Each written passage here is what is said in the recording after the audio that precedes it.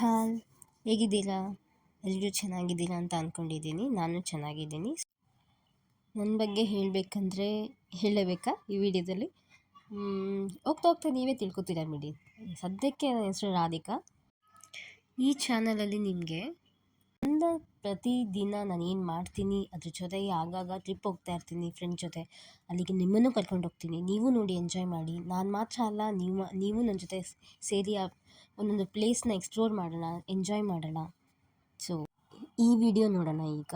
ಇದು ಬಂದು ಶುಕ್ರವಾರ ಬೆಳಗ್ಗೆ 4 ಗಂಟೆಯಿಂದ ಅವತ್ತಿನ ದಿನ ನಾನು ಏನು ಮಾಡಿದೆ ಅನ್ನೋ ಡೀಟೇಲ್ಸ್ ಇದೆ.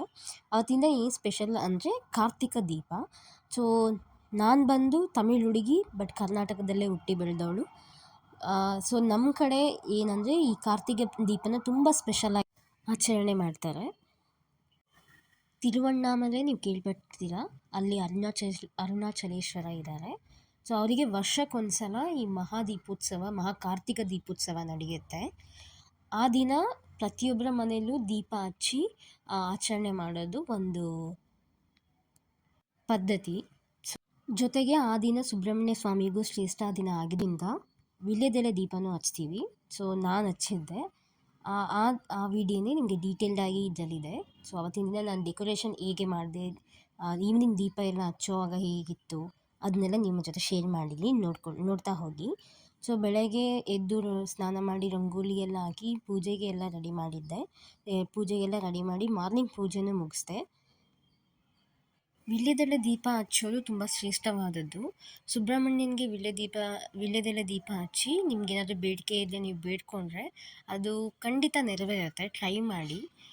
ಇನ್ ಕೇಸ್ ನಿಮ್ಗೆ ಏನಾದರೂ ಇದ್ದರೆ ನಂಬಿಕೆ ಇಟ್ಟು ನೀವು ಪ್ರಾರ್ಥನೆ ಮಾಡಿ ಈ ದೀಪನ ಹಚ್ತಾ ಹೋದರೆ ಖಂಡಿತ ಆ ದೇವ್ರು ನಿಮಗೆ ಒಳ್ಳೇದು ಮಾಡ್ತಾನೆ.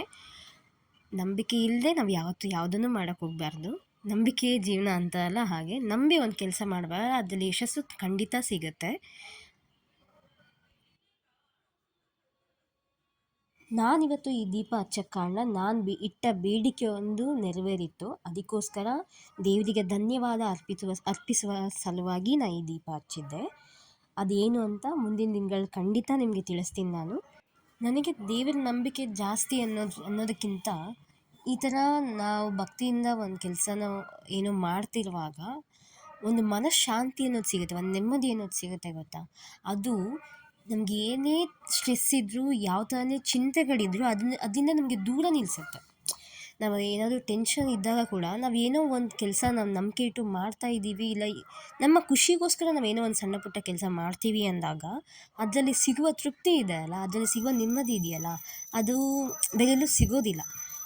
ಅದಕ್ಕೆ ಭಕ್ತಿಯೊಂದೇ ದಾರಿ ಅಂದರೆ ನನಗೆ ಗೊತ್ತಿಲ್ಲ, ಬಟ್ ಅದು ಒಂದು ದಾರಿ. ನಾನಂತೂ ಈ ದಾರಿಯಲ್ಲೂ ಇದ್ದೀನಿ. ಜೊತೆಗೆ ಪುಸ್ತಕಗಳನ್ನು ಓದೋದು, ಗಿಡಗಳನ್ನು ಬೆಳೆಸೋದು, ಇದೆಲ್ಲ ಒಂದೊಂದು ಒಳ್ಳೆಯ ಹವ್ಯಾಸಗಳು ಅಷ್ಟೇ. ಅದನ್ನು ನಮಗೆ ಒಂದು ಖುಷಿ ನೀಡುವಂಥ ವಿಷಯಗಳನ್ನ ನಾವು ಮಾಡ್ತಿರುವಾಗ ಇವತ್ತಿನ ದಿನ ನಾವು ಎಂಜಾಯ್ ಮಾಡೋಕ್ಕೆ ಸಾಧ್ಯ ಆಗುತ್ತೆ ಅಷ್ಟೇ. ಇವತ್ತಿನ ದಿನ ನಮ್ಗೆ ಇಷ್ಟ ಆದ ಕೆಲಸ ಮಾಡೋದು ನಾವು ಖಂಡಿತ ಆಟೋಮೆಟಿಕ್ಕಾಗಿ ಒಂದು ಖುಷಿಯಾಗಿ ಫೀಲ್ ಮಾಡಿರ್ತೀವ. ಆ ಖುಷಿ ಸಾಕು. ಇವತ್ತಿನ ದಿನಕ್ಕೆ ನಾನು ಖುಷಿಯಾಗಿರಬೇಕು, ನಾನು ನೆಮ್ಮದಿಯಿಂದ ಇರಬೇಕು ಅಷ್ಟೇ. ಏನಪ್ಪ ಡೈಲಿ ವ್ಲಾಗ್ ಅಂದ್ಕೊಂಡು ಮೋಟಿವೇಶ್ನಲ್ ಸ್ಪೀಚ್ ಕೊಡ್ತಿದ್ದಾಳೆ ಅಂತ ಅಂದ್ಕೋಬೇಡಿ. ಯಾಕೋ ಹೇಳಬೇಕು ಅನ್ನಿಸ್ತು, ಹೇಳಿದೆ. ಈ ವಿಡಿಯೋ ತೆಗಿತಿರುವಾಗ ನಾನು ತುಂಬ ವಿಷಯಗಳನ್ನ ಯೋಚನೆ ಮಾಡಿದ್ದೆ. ಆ್ಯಕ್ಚುಲಿ ಹೇಳ್ಬೇಕಂದ್ರೆ ತುಂಬ ವಿಷಯಗಳು ನಡೀತಾ ಇದೆ ಸುತ್ತಮುತ್ತ. ಇದು ಹೇಳಬೇಕಂತ ಏನು ಅಂದ್ಕೊಂಡಿರಲಿಲ್ಲ ಫಸ್ಟ್ ವೀಡಿಯೋದಲ್ಲೇ, ಬಟ್ ಕೆಲವು ಇನ್ಸಿಡೆಂಟ್ ನಡೆದಿತ್ತು. ಬೇಗ ಎಲ್ಲ ಸ್ಟ್ರೆಸ್ಸಿಗೆ ಒಳಗಾಗಿ ಬೇಗ ಡಿಸಿಷನ್ ತೊಗೊಂಡು ಅವ್ರ ಲೈಫ್ನ ಅವ್ರು ಯಾವ ಥರ ಯೋಚನೆ ಮಾಡಿ ಮಾತಾಡ್ತಾರೆ ಅಂದಾಗ ನನಗೆ ತುಂಬ ಶಾಕ್ ಆಗುತ್ತೆ. ಇಟ್ಸ್ ಓಕೆ, ಎಲ್ಲರಿಗೂ ಪ್ರಾಬ್ಲಮ್ಸ್ ಬರುತ್ತೆ, ಎಲ್ಲರಿಗೂ ಬಂದಿದೆ, ಇಲ್ಲ ಅಂತ ಅಲ್ಲ.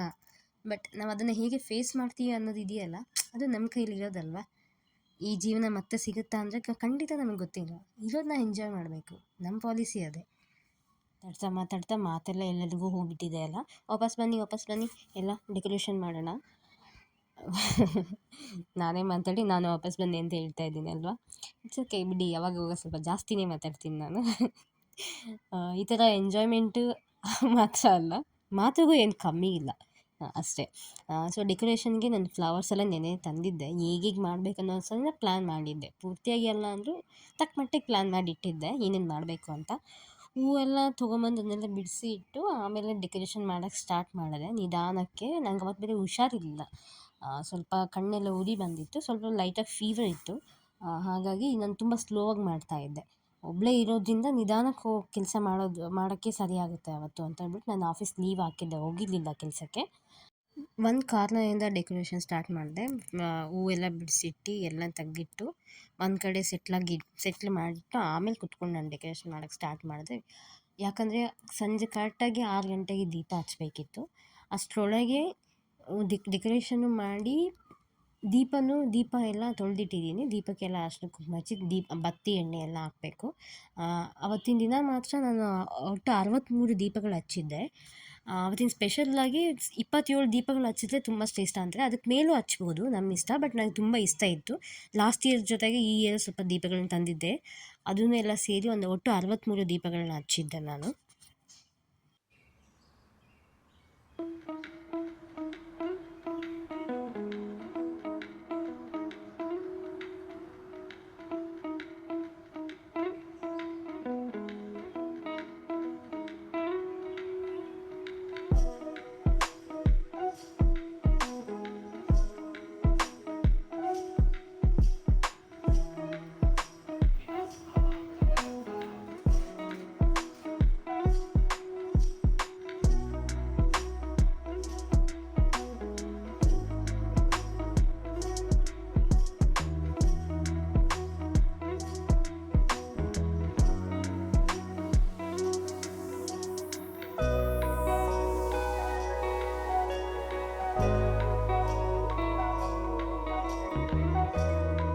ಡೆಕೋರೇಷನ್ ಎಲ್ಲ ಕಂಪ್ಲೀಟ್ ಆಯಿತು.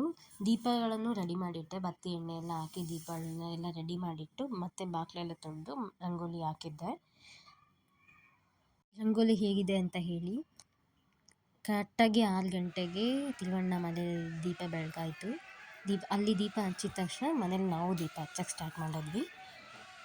ನಾನು ಮೊದಲು ತುಳಸಿ ಕಟ್ಟೆಗೆ ದೀಪ ಹಚ್ಚಿಟ್ಟು ಆಮೇಲೆ ಹೊಸ್ಲಿಗೆ ದೀಪ ಹಚ್ಚಿ ಮತ್ತು ಪೂಜೆ ರೂಮಲ್ಲಿ ಹೋಗಿ ದೀಪ ಹಚ್ಚಿದೆ. ಅದಾದಮೇಲೆ ಮನೇಲೆಲ್ಲ ಉಳಿದಿದ್ದ ದೀಪ ಎಲ್ಲ ಹಚ್ಚಿ ಪೂಜೆ ಸ್ಟಾರ್ಟ್ ಮಾಡಿದೆ.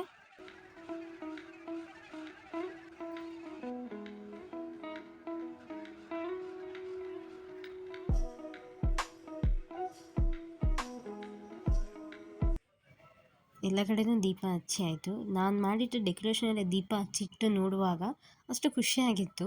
ಬೆಳಗ್ಗೆಯಿಂದ ಮಾಡಿದ ಕೆಲಸಕ್ಕೂ ಸಾರ್ಥಕ ಆಯಿತು ಅನ್ನೋ ಹಾಗೆ ತುಂಬ ಖುಷಿನೂ ಆಯಿತು ನನಗೆ. ದೀಪ ಎಲ್ಲ ಹಚ್ಚಿ ಆದಮೇಲೆ ಆ ದೀಪದ ಬೆಳಕಿನಲ್ಲಿ ಮನೆ ನೋಡುವಾಗ ಅದು ಹೇಗಿತ್ತು ಅಂದರೆ ನನಗೆ ಎಕ್ಸ್ಪ್ರೆಸ್ ಮಾಡೋಕ್ಕಾಗ್ತಿಲ್ಲ, ಅಂದರೆ ಹೇಳೋಕ್ಕಾಗೋದಿಲ್ಲ. ಅದು ನೋಡುವಾಗ ಒಂದು ಫೀಲ್ ಬರುತ್ತಲ್ಲ, ನೀವು ನೋಡಿ ನಿಮಗೂ ಗೊತ್ತಾಗುತ್ತೆ ಆ ಫೀಲ್ ಏನು ಅನ್ನೋದು.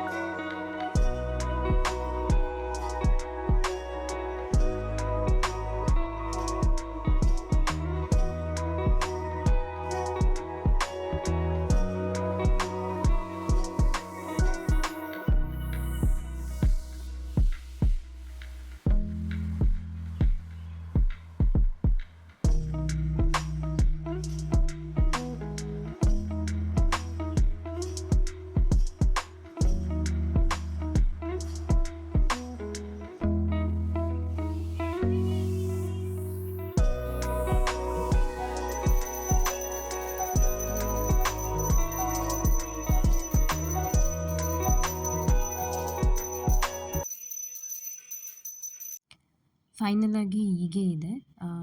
ಲೈಟ್ಸ್ ಎಲ್ಲ ಆಫ್ ಮಾಡಿದ್ರು, ಸ್ಟ್ರಿಂಗ್ ಲೈಟ್ ಮಾತ್ರ ಇದೆ. ಅದ್ರ ಜೊತೆ ನಾನು ಹಚ್ಚಿಟ್ಟಿರೋ ದೀಪ ತುಂಬ ಚೆನ್ನಾಗಿದೆ ನೋಡೋದಕ್ಕೆ. ನನಗಂತೂ ಇದು ತುಂಬ ಇಷ್ಟ ಆಯಿತು. ನಿಮಗೆ ಹೇಗಿದೆ? ನೀವು ಹೇಗೆ ಫೀಲ್ ಮಾಡ್ತೀರಾ ಅನ್ನೋದನ್ನ ಮರೀದೆ ಕಮೆಂಟ್ ಮಾಡಿ. ಡೆಕೋರೇಷನ್ ಹೇಗಿತ್ತು? ನಿಮ್ಗೆ ಇಷ್ಟ ಆಯಿತಾ? ವಿಡಿಯೋ ಇಷ್ಟ ಆಯ್ತಾ ಅನ್ನೋದನ್ನು ಕಮೆಂಟಲ್ಲಿ ತಿಳಿಸಿ. ಹಾಗೆ ವಿಡಿಯೋ ನಿಮ್ಗೆ ಇಷ್ಟ ಆದರೆ ಲೈಕ್ ಮಾಡಿ, ಶೇರ್ ಮಾಡಿ, ಸಬ್ಸ್ಕ್ರೈಬ್ ಮಾಡಿ, ಮರೀದೆ ಬೇರೆಯವ್ರಿಗೂ ಶೇರ್ ಮಾಡಿ, ನನಗೆ ಸಪೋರ್ಟ್ ಮಾಡಿ. ಇನ್ನೂ ಒಳ್ಳೆ ಒಳ್ಳೆ ವೀಡಿಯೋಗಳು ನಿಮಗಾಗಿ ನಾನು ಖಂಡಿತ ಕೊಡ್ತೀನಿ. ನಾನು ಹಾಕಿರೋ ಈ ಸ್ಯಾರಿನೂ ಮತ್ತು ಇನ್ನೊಂದು ಬ್ಲೂ ಕಲರ್ ಸ್ಯಾರಿನೂ ನಮ್ಮ ಬೊಟಿಕಲ್ಲೇ ತೊಗೊಂಡಿದ್ದು. ಅಂದರೆ ಡಿಯರ್ ಕಲೆಕ್ಷನ್ ಅಂತ ನಮ್ಮದೊಂದು ಆನ್ಲೈನ್ ಶಾಪ್ ಇದೆ, ಅದರಲ್ಲೇ ತೊಗೊಂಡಿದ್ದು. ನಿಮಗೂ ಬೇಕು ಅಂದರೆ ಸ್ಯಾರಿ ಬಗ್ಗೆ ಡೀಟೇಲ್ಸ್ ಏನಾದರೂ ಬೇಕಿದ್ದರೆ ನಾನು ಡಿಸ್ಕ್ರಿಪ್ಷನಲ್ಲಿ ಡೀಟೇಲ್ಸ್ ಕೊಟ್ಟಿರ್ತೀನಿ, ಅದಕ್ಕೆ ಕಾಂಟ್ಯಾಕ್ಟ್ ಮಾಡಿ, ನಿಮಗೆ ಡೀಟೇಲ್ಸ್ ಸಿಗುತ್ತೆ. ಇನ್ನೊಂದು ವೀಡಿಯೋದಲ್ಲಿ ನೋಡೋಣ. ಅಲ್ಲಿವರೆಗೂ ಸ್ಟೇ ಟ್ಯೂನ್. ಬಾಯ್, ಟೇಕ್ ಕೇರ್.